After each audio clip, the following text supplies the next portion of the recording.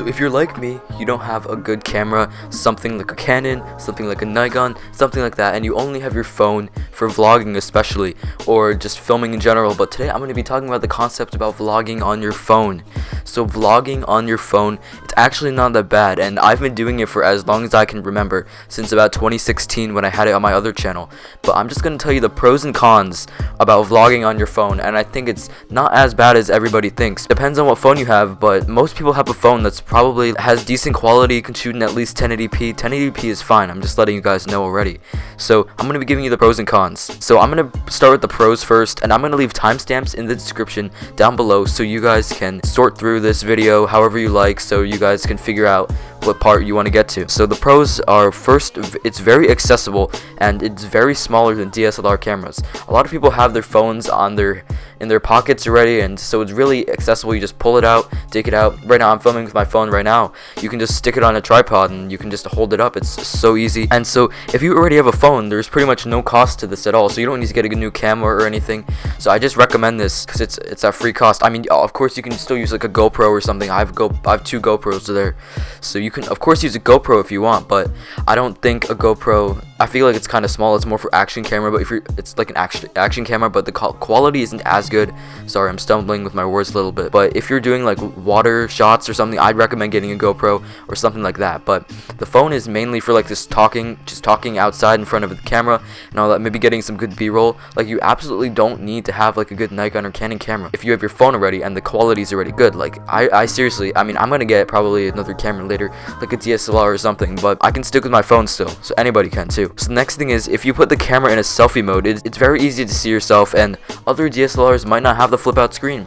But the thing about this is, like right now you put your camera in selfie mode and then you can just see yourself. It's so easy. Like all phones pretty much have that, but like DSLR cameras, Nikon, Canon, they might not even have the flip out screens. Like, you might have to buy an external one, so who knows. So that's the good thing about vlogging with your phone, because a vlogger, that's the essential thing, so you can see yourself to get the shot perfect. So also you can add on other accessories such as a tripod, microphone, and lighting. So right now I'm using a tripod. I have a link in the description for all of my equipment that I use.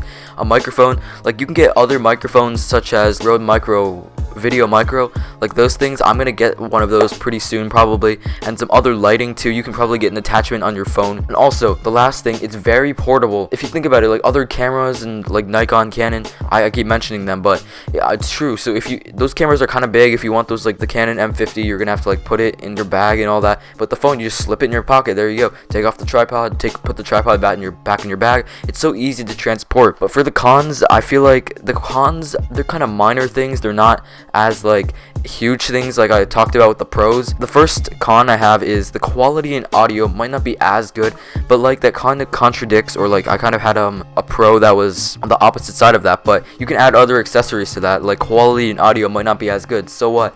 I mean, as long as you have good content, you pump out good content, like the audio might not be as good. Like the default mic on this phone right now, it's pretty good already. Although I'm using this thing, I don't want to lug around this all the time, so you can still use another like microphone to that. The quality of it, I'm sure it's fine. Like 1080p, that's totally fine. That's becoming more of a normal thing. 4K is becoming more normal. You have like an iPhone 7, iPhone 6, anything like above that, and Samsung as well. The quality is still pretty good on that. So the next con is, if you don't have a tripod, it may be hard to hold the camera. If you don't have a tripod, like, I mean, yeah, it could slip out of your hands, but just getting a tripod is pretty essential. You can make even DIY tripods. Like, you can probably find some online. Is what I'm saying. If you just hold your camera out like this, it's not too bad as long as you're careful with it. But I would just recommend just getting a tripod. It's kind of cheap.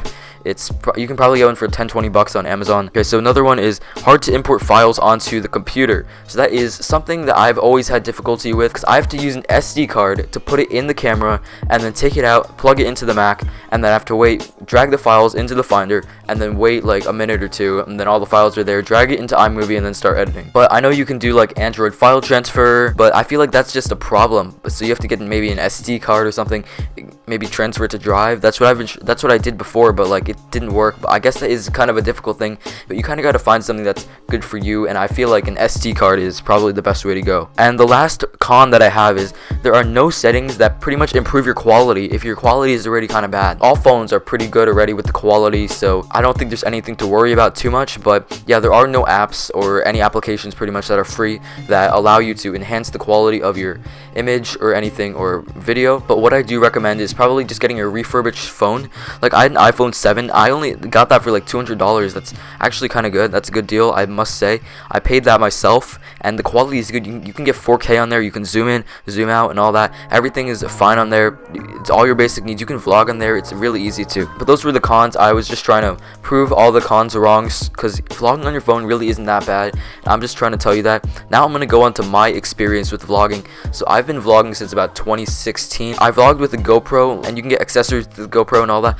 It's a good camera to vlog with, a GoPro, but I mean, if you have a phone, it's a lot better probably, because the quality is going to be better, because the GoPro, it kind of has like this circular effect to its camera that makes it look a little bit worse, but it's good for action and all that. I still use that. My experience is I've been editing and doing vlogs for a long time, and I've done no problems pretty much with importing the files, filming the files, doing b-roll. B-roll is really good. I just want to talk about that real quick, because b-roll, you can get some good shots. Just make sure your hand is not shaking at all. Make sure everything's in focus. If your autofocus is like on, maybe change it to manual. I don't know if you can do that on your phone. Try to play around with the settings. Look up YouTube tutorials on how to use the camera. Just try to do your best, and then keep expanding on what you have already. So get other microphones, get maybe like another lens. I know that kind of sounds weird, but you get a lens that you put on the camera if you're shooting b-roll or something, to get a slow motion shot, maybe a wide angle lens, because when vlogging, sometimes I'm gonna put this in at the end, I'm sorry. Another con is the image crops a little bit, especially in this phone that I have. The phone that I'm using is the Samsung Galaxy S9 Plus, and it crops in a little bit, the image, when I'm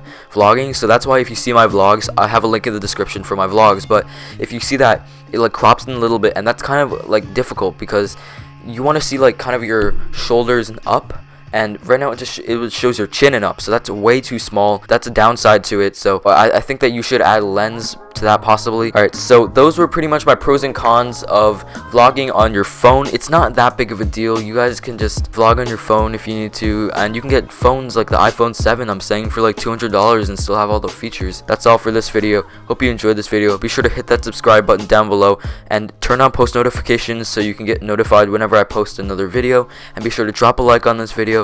And thank you guys so much for watching, and I'll see you in my next video. Peace.